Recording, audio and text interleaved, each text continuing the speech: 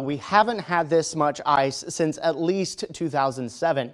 Jim Spencer was here at KXAN for that storm and, of course, many more. He tells me about how historic this week's ice storm really is. All right, here with Jim Spencer, pulled over in a safe place, traveling now that the roads are improved.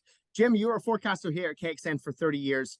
Put this whole several-day ice storm in some historical context for us, please. Well, I'll tell you this month, I cannot recall in the 32 years now that I've been at KXAN, of course, not a lot the last couple of years, but I cannot recall an ice event like this within the city limits of Austin in which so much ice accumulated power lines. Not even one.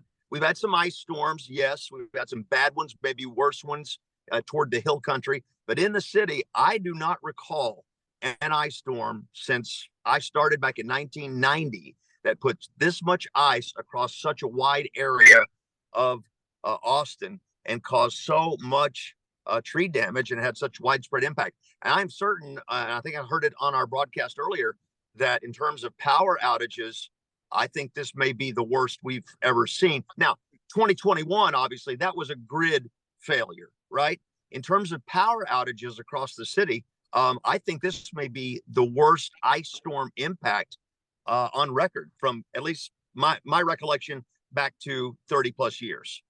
The National Weather Service, we've been talking to them about any ice storms of record that may in some ways be comparable. They floated 2007 in January and then February of 2003 as ice storms that may have caused, I don't want to say the same amount of problems, but, you know, significant icing those two times. Do you remember those much?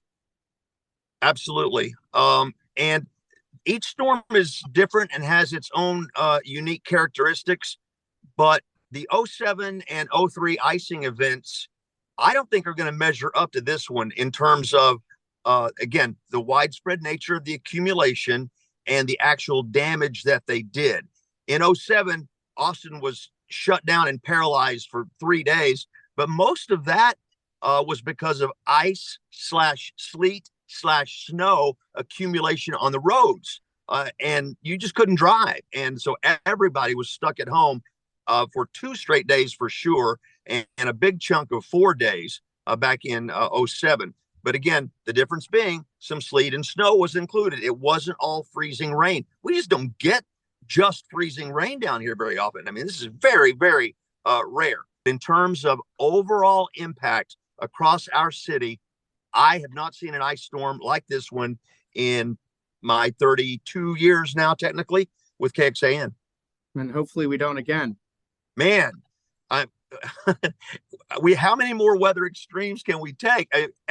We get one a season now. It seems like this is just really too much. I've got a limb on my roof, but who knows when they're going to be able to come and take that down because they have probably 100,000 calls backed up, Nick.